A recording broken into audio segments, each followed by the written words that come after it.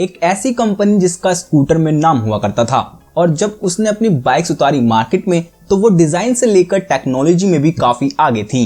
लेकिन अगर आज के टाइम की बात करें तो वो कंपनी हमें दूर दूर तक नहीं दिखती। हाँ, हम बात कर रहे हैं LML की, लोहिया मोटर लिमिटेड की, जिसने सिर्फ भारतीयों के दिल में ही जगह नहीं बनाई बल्कि फॉरेन कंट्रीज में भी अपनी जगह बना ली थी, और आज के two wheeler king Bajaj auto को भी एक टाइम पर काफी टफ कंपटीशन दिया था।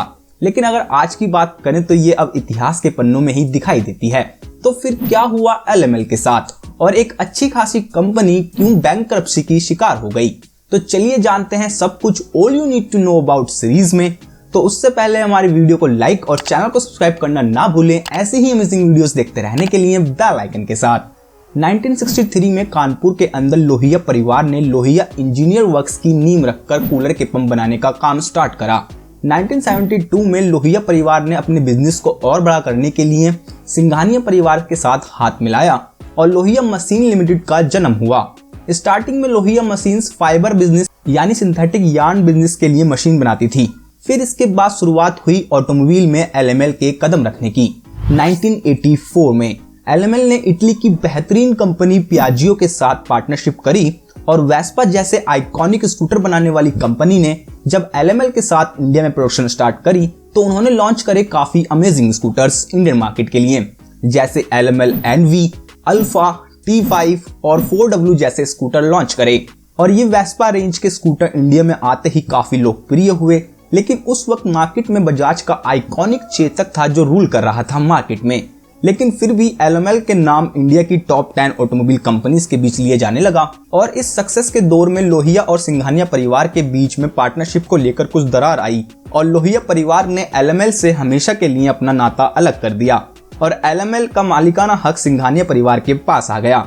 और फिर 1987 तक कंपनी का नाम भी लोहिया मशीन लिमिटेड से LML लिमिटेड कर दिया गया। फिर उसके बाद 1990 आते आते पियाजियो और LML दोनों के शेयर इक्वल थे कंपनी के अंदर, 23.6% ईच। इसके बाद 1993 में LML ने अपना new scooter LML select launch करा, जिसमें न्यू टेक्नोलॉजी और एस्थेटिक का इस्तेमाल करा गया था, और वो भी काफी फेमस हुआ। इसके बाद 1995 में स्कूटर के 2 मॉडल्स और निकाले, LML सुप्रीमो और स्टार, और 1996 में LML सेंसेशन भी आया था जो 125 सीसी का स्कूटर था। और 1998 तक कानपुर से बाहर भी LML ने अपना प्लांट लगाया और प्रोडक्शन स्टार्ट कर दी नोएडा के अंदर। और 1998 में LML इंडिया की सेकंड लार्जेस्ट स्कूटर मैन्युफैक्चरर बन चुकी थी, और 1998 में ही LML ने एक 50 सीसी की स्कूटी ट्रेंडी को भी इंडियन मार्केट में लॉन्च करा था जो बेनेली स्कूटी पर बेस्ड थी। बट 1999 तक LML और पियाजियो की पार्टनरशिप का दी एंड हो गया, और LML ने पियाजियो के शेयर बाय करके खुद अकेले स्कूटर बनाने का प्लान बनाया, और उन्होंने वेस्पा नाम हटाकर LML NV और LML सेलेक्ट जैसे स्कूटर बनाना स्टार्ट रखा। और 2000 के आते आते जैसे कि आप सबको पता होगा कि इंडियन टू व्हीलर मार्केट बहुत तेजी से स्कूटर से मोटरसाइकिल की तरफ शिफ्ट हो रही थी। फिर LML ने भी मोटरसाइकिल्स बनाने का प्लान करा, और 1999 में ही South Korean company Daelim motor company के साथ पार्टनरशिप करी, और LML ने 2 4 स्ट्रोक मोटरसाइकिल एड्रीनो और एनर्जी को इंडियन मार्केट में उतार दिया, जो 100 सीसी इंजन के साथ मार्केट में आई थी और 3 वाल्व टेक्नोलॉजी यूज करती थी। ये बाइक ओवरऑल काफी अच्छी थी, पर मार्केट ने पता नहीं उनको ज्यादा पसंद नहीं करा। फिर उसके बाद डीलक्स कम्यूटर सेगमेंट में भी LML ने कदम रखने का सोचा, और 2002 में लॉन्च करी 110 सीसी की फ्रीडम, जो कि मार्केट में देखते ही देखते काफी पसंद आने लगी, और लोगों ने फ्रीडम को काफी पसंद करा। फिर इसके बाद 2004 में LML ने फ्रीडम के अपग्रेडेड वर्जन को लॉन्च करा, जैसे फ्रीडम प्राइमर 110, फ्रीडम प्राइमर 125 और फ्रीडम टॉपर जैसे वेरिएंट लॉन्च करे। और इसी साल में LML ने 150 सीसी मार्केट में भी अपनी बाइक उतारी, और वैसे उस वक्त पर बजाज की पल्सर का क्रेज स्टार्ट हो गया था, तो LML ने अपनी ग्रैप्टर लॉन्च करी उसके कंपटीशन में, और ग्रैप्टर का डिजाइन काफी फ्यूचरिस्टिक था, जिसका डिजाइन इटली की युगोलिनी ने करा था। इसके बाद इस पर ही बेस्ड गोल लाइट यानी कि राउंड हेडलाइट वाली बीमर भी LML ने लॉन्च कर दी इंडियन मार्केट में, और इस वक्त तक LML मार्केट में अपनी जगह बनाने का ही ट्राई कर रही थी, लेकिन बढ़ते कंपटीशन की वजह से LML के लिए ये बहुत मुश्किल होता जा रहा था। फिर 2005 और 6 में LML ने अपनी एंट्री लेवल बाइक CRD 100 को भी मार्केट में लॉन्च कर दिया, पर हीरो, बजाज, यामाहा जैसे कॉम्पिटिटर की वजह से 2006 तक LML बिल्कुल डगमगा गई थी और LML को फाइनेंशियल क्राइसिस का सामना करना पड़ा, जिसके कारण कुछ टाइम के लिए LML ने अपनी प्रोडक्शन को ही बंद कर दिया। लेकिन फिर दोबारा से 2008 में कंपनी ने एक और उम्मीद लगाकर प्रोडक्शन स्टार्ट करा और 2008 में LML अपने स्कूटर्स को एक्सपोर्ट करने का सोचा और LML ने अपने स्कूटर यूनाइटेड स्टेट्स में स्टेला नाम से एक्सपोर्ट करे और साथ में यूनाइटेड किंगडम में भी अपने स्कूटर एक्सपोर्ट करे AK international second aura distributor की मदद से और स्टार डिलक्स स्कूटर को UK मार्केट में सोल्ड करा गया।